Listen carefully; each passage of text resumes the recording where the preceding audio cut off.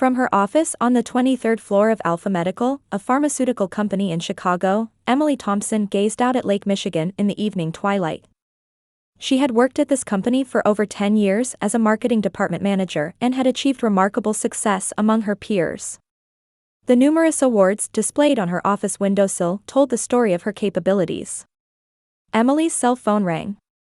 The screen displayed "Mom." She let out a small sigh before answering. "Good evening, Mom." "Emily, you must be tired. How was your day?" Dorothy Thompson's voice had its usual wheedling tone. Her mother had been calling frequently even after Emily became independent. "It was busy. I had a presentation for a new product," Emily answered briefly. "I see. Actually, I have something I'd like to discuss with you." Dorothy's tone changed. Emily sensed the shift keenly. From experience, she knew this tone always led to financial matters. "What is it?" "Well, it's about Jessica's wedding." Emily's sister Jessica worked as a local hairstylist. She had announced her engagement 3 months ago, and the family was all happy for her. However, Emily was concerned about her sister's poor financial sense. Jessica took after their mother and was terrible with money management. "What's wrong?" "The venue deposit was higher than we expected. And the dress, flowers, everything costs much more than we anticipated." Dorothy's voice gradually became weaker. "I hate to ask you, but..." Emily tightened her grip on the phone. How many times had this happened? Her mother's mortgage delinquency, her sister's car repair bills, her father's medical expenses, and countless other emergencies. Emily was always the one to solve the family's financial problems. "How much do you need?" Emily asked quietly.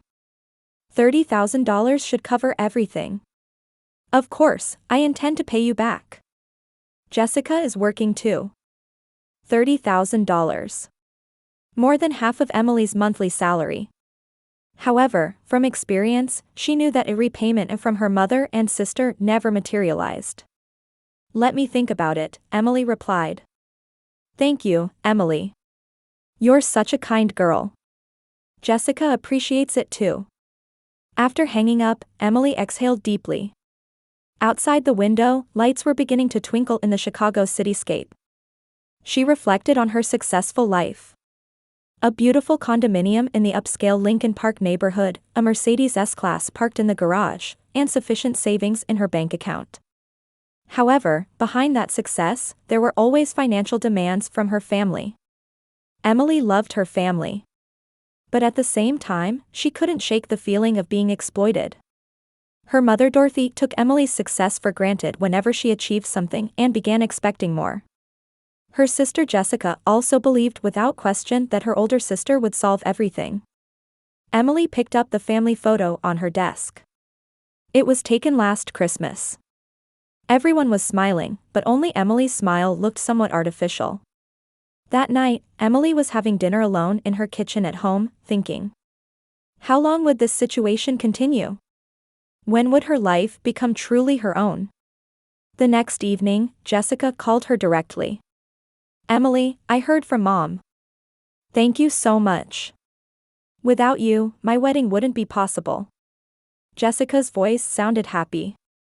Emily wished for her sister's happiness, but at the same time, she had complicated feelings. "I haven't decided yet, Jessica. But Mom said." "I'm not Mom. I'll make my own decision, so give me a little time." Jessica fell silent on the other end of the line. This kind of response from Emily was unusual. "Okay. But please. This is the last time." How many times had Emily heard the word last? However, last was never an ending but always a new beginning. Emily gazed out the window, thinking deeply about her life. Between love for her family and her own happiness, she was always forced to make choices. Emily eventually promised to support her sister's wedding with $30,000. However, the week after making that decision, she received an important business trip assignment from the company. She needed to stay in Germany and Switzerland for 2 weeks for final negotiations on a new drug development project with European partner companies. Mom, I'm going on a business trip starting next week. I'll be away for about 2 weeks, Emily called her mother. Is that so? Important work. Dorothy's voice had its usual lack of interest. I'd like to leave a spare key for emergencies. Just in case something happens. Thank you, Emily. But we'll be fine. We'll manage somehow. Emily visited her mother's house and handed over the spare key. Her mother's house was in a middle-class neighborhood where Emily had previously helped resolve mortgage delinquency. The house was old but well-maintained, showing that her mother cared for it in her own way. This key is for real emergencies only, Mom. Don't just enter my house without permission. Of course. Don't worry, Dorothy answered lightly. On the third day of her business trip, while Emily was organizing meeting materials at her hotel in Zurich, Jessica called internationally. Emily, how are you? Is the trip going well? Pretty well. How about you? Are the wedding preparations progressing? That's the problem. Jessica's voice suddenly darkened. We got additional charges from the venue. The flowers, catering, everything costs more than expected. Emily frowned. How much more do you need? Another $20,000. $20,000? Emily's voice rose. You said $30,000 at first. I know.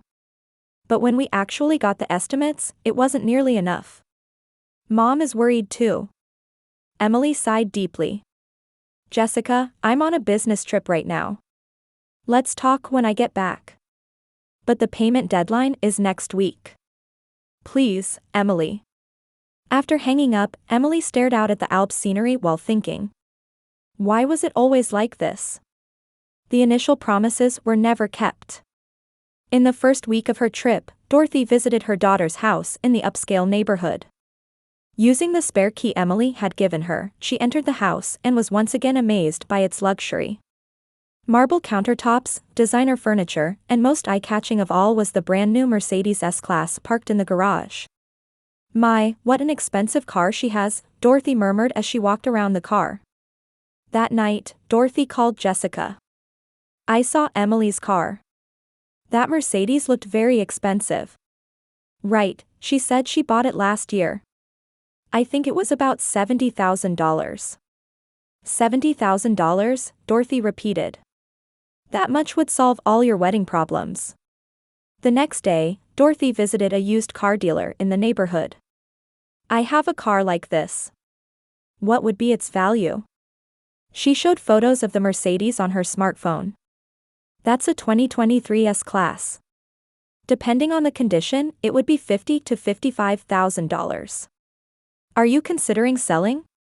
Yes, it's my daughter's car, but she's away on an overseas business trip. The dealer leaned forward with interest. With a power of attorney, we can handle the sale process on your behalf. Power of attorney? We need a formal power of attorney from the owner. With that, we can legally complete the sale without any problems. Dorothy returned home and began searching through various documents in Emily's study. Car registration, insurance papers, and fortunately, she found a blank power of attorney form. Emily was meticulous and kept templates of all legal documents. I know Emily's handwriting well, Dorothy told herself. This is an emergency. It's for Jessica's wedding. On the 10th day of her trip, when Emily finished her final meeting in Frankfurt, her mother called for the first time in a while. Emily, you must be tired. Is the trip going well? It's going smoothly. I'm scheduled to return in 4 days. I see. Actually, I found a good solution for Jessica's wedding. A solution? I'll tell you the details when you get back. But don't worry anymore. I won't trouble you. Emily felt something was off, but she was tired from the meetings and didn't pursue it further. Okay. But don't do anything strange. Of course. Don't worry. After hanging up, Dorothy smiled with satisfaction. The car sale procedure was already complete. $52,000 in cash was in her hands. Forging the power of attorney had been easier than expected. Thanks to Emily's meticulous nature, there were plenty of handwriting samples available. Now Jessica's wedding will be perfect, Dorothy murmured while counting the bundle of cash. Emily will understand too, for her sister's happiness. When she called Jessica, her younger daughter let out a cry of joy. Really? Mom, how did you do it? Don't worry about the details. Your wedding will be the best it can be.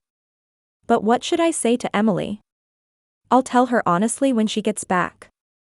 Wedding preparations progressed rapidly. The venue decorations became luxurious, the catering was changed to the highest quality menu, and Jessica's dress became the designer brand one she had dreamed of. On the final day of her trip, Emily was on her way back to Chicago. During the long flight, she thought about her family. She was curious about what her mother's solution was, but she thought it was good that her sister's wedding problems were resolved for now. When she landed at Chicago Airport, Emily had a message from her mother on her cell phone. Welcome back. I'll be home tonight, so come over when it's convenient. I have something to tell you. Emily felt a small uneasiness as she got into a taxi. The Chicago night was chilly, and Emily arrived home feeling tired from the long business trip. She put her suitcase in the entrance and thought she'd take a shower before going to see her mother. However, the moment she entered the garage, she froze. Her Mercedes wasn't in its usual spot. Emily was confused. She had no memory of moving the car to another location. Before her trip, she had definitely parked it here. Theft? But car theft was unlikely in a heavily secured residential area. Must be some mistake, Emily told herself as she hurried to her mother's house. When she arrived in front of her mother's house, she could see warm light leaking from the living room window. Emily rang the doorbell. Oh, Emily. Welcome back. Dorothy greeted her daughter with a beaming smile. Her expression had an unusual sense of satisfaction. Mom, actually. Come in, come in.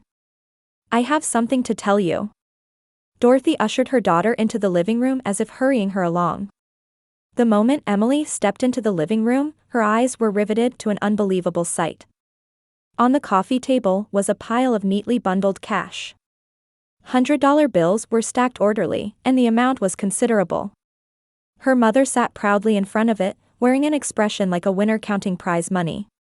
Mom, what on earth is this? Emily's voice was trembling.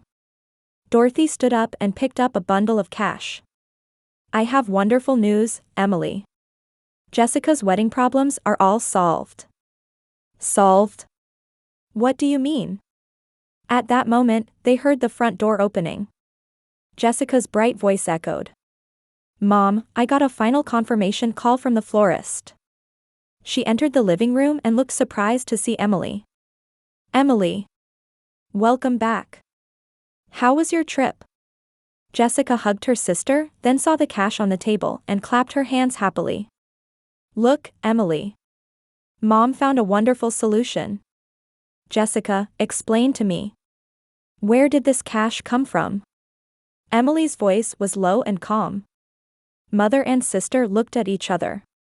Dorothy spoke first. Emily, sit down. I'll explain properly. Emily sat on the sofa but didn't take her eyes off the cash. There seemed to be over $50,000. I sold that Mercedes S-Class, Dorothy said suddenly in a bright tone, as if delivering good news. Emily felt her heart skip a beat. What did you say? Your car. It sold for a wonderful price. $52,000. Dorothy grinned. I never thought it would sell for so much. Jessica also added happily, we paid for the entire wedding with your car. No more worries. It'll be the best wedding ever. Emily sat quietly, staring at her mother and sister. She showed no expression of anger or surprise. That calmness, conversely, made the atmosphere in the room heavy. Without my permission? Emily's voice was ice cold. But Emily, this is for the family. Dorothy became slightly defensive. It's Jessica's once-in-a-lifetime wedding. You want your sister to be happy too, don't you? Besides, you're successful. You can buy another car, Jessica added innocently. Emily stood up and walked toward the window. With her back turned, she began speaking quietly. That car was one I was finally able to buy after working for 5 years. I paid for the monthly payments and insurance, everything. I know, Emily. But... Emily turned around. Her expression was calmer than her family had ever seen, yet terrifyingly composed. Mom, that car was leased. The room fell silent. Leased? Dorothy's voice trembled. Yes. I don't own that car. I'm borrowing it from a leasing company. I'm paying $800 a month on a 3-year contract. I still have a year and a half left. Jessica's face turned pale. That means you didn't sell my car, but the leasing company's car. That constitutes theft. Dorothy clutched the bundle of cash. But since you were using it, I thought it was your car.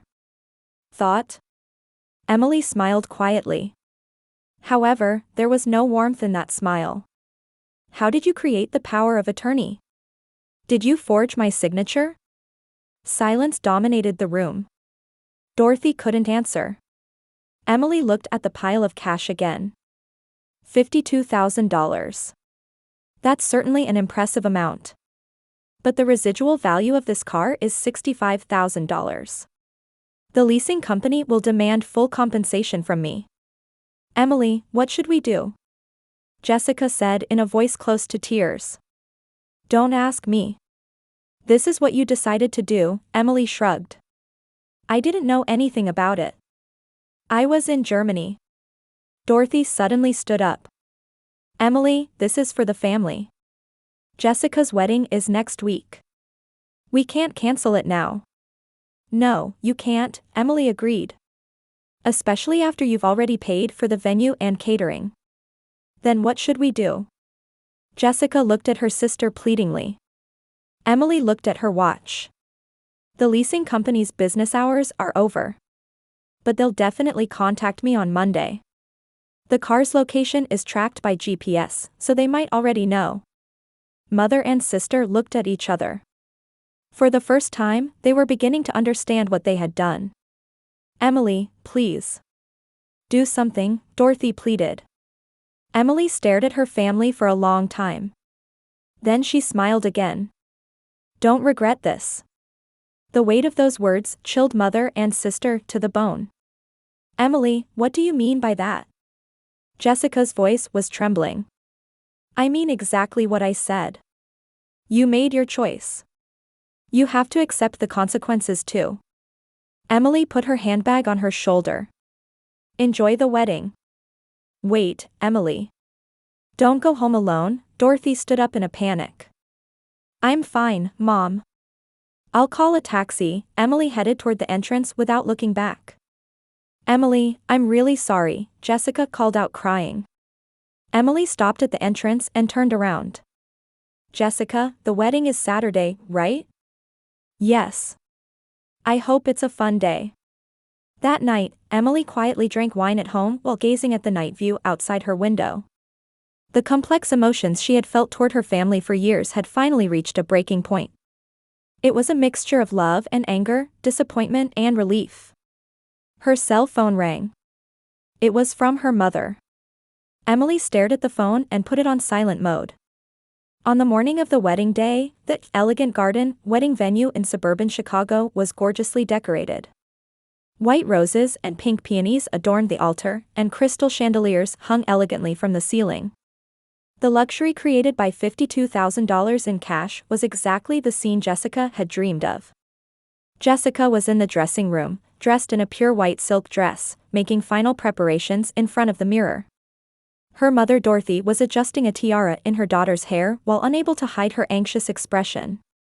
Still no word from Emily? Jessica looked at her mother through the mirror. I called last night too, but she didn't answer, Dorothy's voice was heavy. But she should come today. It's your wedding. For the past week, Emily hadn't responded to any calls or messages from her family. Dorothy had visited her daughter's house several times, but Emily seemed to be away or ignoring the visits. There had been no contact from the leasing company yet, so mother and sister were experiencing a momentary sense of relief. In the main hall of the wedding venue, over 100 guests were beginning to take their seats. The groom Michael stood nervously in front of the altar. He was a gentle-natured banker who, despite knowing Jessica's poor financial sense, accepted her with love. "Is the bride's sister here?" Michael's mother asked. "Yes, I'm sure she'll be here soon," Dorothy answered vaguely. At 2 p.m., the scheduled start time of the ceremony was approaching. Organ music echoed through the venue, and the guests looked at the altar with expectant expressions. Jessica finished her final makeup touch-up in the dressing room and picked up her bouquet. "Ready?" Dorothy took her daughter's hand. "Yes. But Emily." "It's okay. She's surely in the venue." However, at that moment, they could hear the sound of several black cars arriving outside the venue. Some of the guests turned toward the windows. 3 black sedans arrived, and men in dark suits got out. Their expressions were stern, clearly not wedding attendees. The first man entered the venue entrance. He carried a briefcase, followed by uniformed police officers. The guests began to murmur. "Excuse me," the first man addressed the minister holding the microphone. "I'm from the legal department of Lease Enterprises. Is Dorothy Thompson here?" The venue fell silent. Dorothy heard that voice from the dressing room and turned pale. "Mom, who is that?" Jessica asked in a trembling voice. Dorothy headed to the main hall without time to answer. The guests' gazes focused on her. "I'm Dorothy Thompson," her voice was shaking. The leasing company representative took out documents. "You illegally sold our company's vehicle last week.